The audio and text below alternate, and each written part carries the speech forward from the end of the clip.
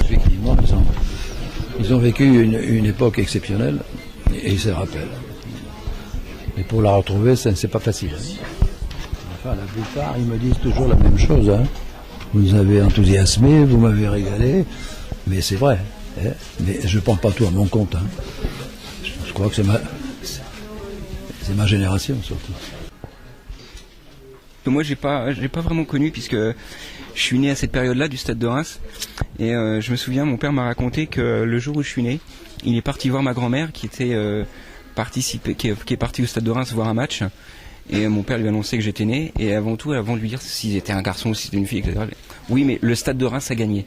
Voilà, c'était un peu ma grand-mère, voilà, qui vibrait à fond pour le Stade de Reims et qui m'avait donné cette photo-là. Et voilà, ça me touche beaucoup, quoi.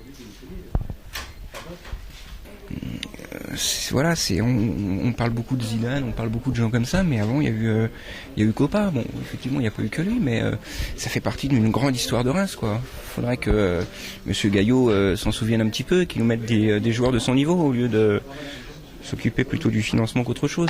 Raymond Kopa, quand j'étais jeune, c'était l'idole dans la famille, c'était aussi une de mes idoles. Quelqu'un de sympathique, quelqu'un qui a été un grand champion, et puis quelqu'un qui a été le premier footballeur français à partir à l'étranger. On ne peut pas comparer les deux époques parce que beaucoup de choses ont évolué aujourd'hui, mais on le voit par exemple avec l'équipe de France aujourd'hui, on a l'impression très nette d'une équipe qui s'est coupée de son public, avec des gens qui sont inaccessibles et qui oublient un peu trop, qui font un sport populaire.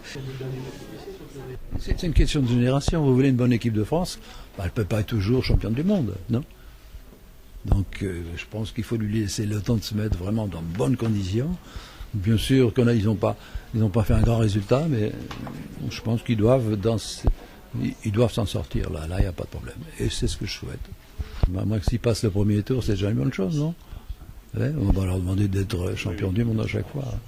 Je ne pense pas qu'ils aient les joueurs pour être champions, mais ils ont suffisamment de bons joueurs pour faire une bonne Coupe du Monde, c'est tout. Les joueurs de valeur, c'est en fonction d'une certaine génération. Je reviens avec la génération. Il y a des bonnes, la nôtre. On a attendu 24 ans pour en avoir une bonne, c'est-à-dire celle de Platini, puis celle qui a suivi. Mais pour cela, il faut des grands joueurs.